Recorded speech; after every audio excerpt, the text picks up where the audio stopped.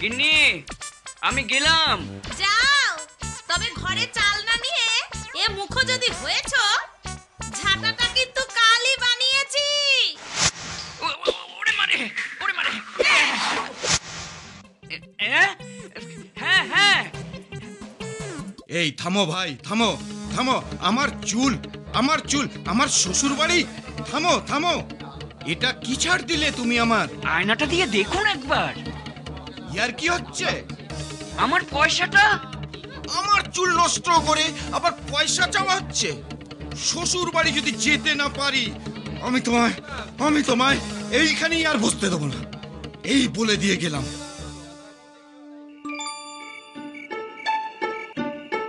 চাল কোথায়? না মানে ওই চাল, মানে ওই শ্বশুর বাড়ি, মানে এখন তুমি শ্বশুর বাড়ি দেখাচ্ছ? আমার বাবা তোমাকে চাল কিনে দেবে? এবার এই ঝাঁটা দেখো। ওরে বাবা, এক্ষুনি বেরিয়ে যাও। আচ্ছা। যে স্বামী বউয়ের মুখে ভাত জোগাতে পারে না, সেই স্বামীর আমার দরকার নেই। বড্ড ঘুমও পাচ্ছে। মানুষের গন্ধ পাচ্ছি বলে মনে হয়। কোথায় কোথায়? আহ, কি সুন্দর আস্ত একটা মানুষ। কতদিন কোনো মানুষের ঘাড় মটকাই না।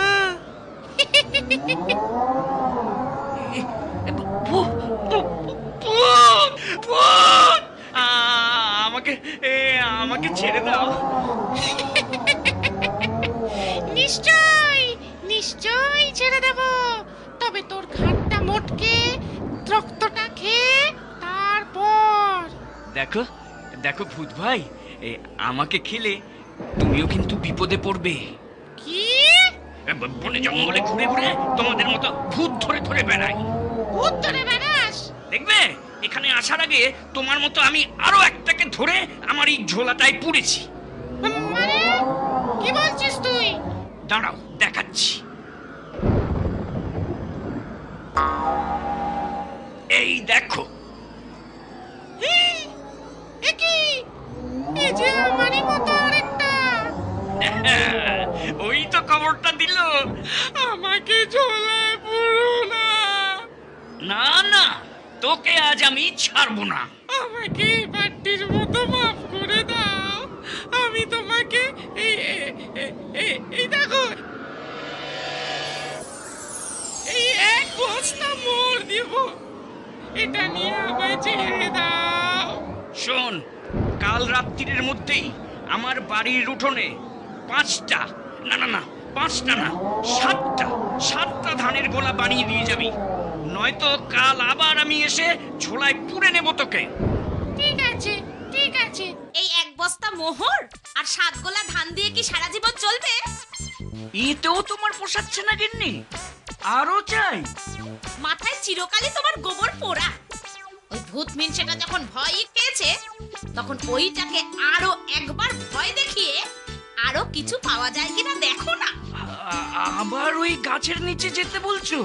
তা নয় তো কি? কি দেখেছে বাবা তোমার সাথে? না না না না, ঠিক আছে আমি যাব। আমিও যাই তোর সাথে, দেখি সে কেমন মানুষ। মোহরদে, নয়তো তোকেও। তোর মতো আরেকটা বুড়োকেও আমি আটকে রেখেছি।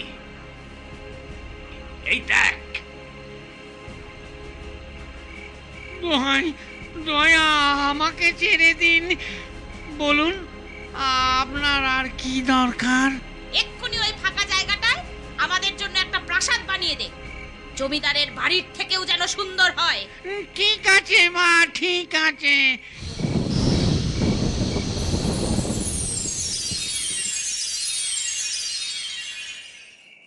বাহ, কি সুন্দর।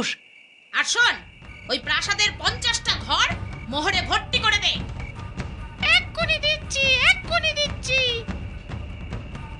চাঁদের বুড়ি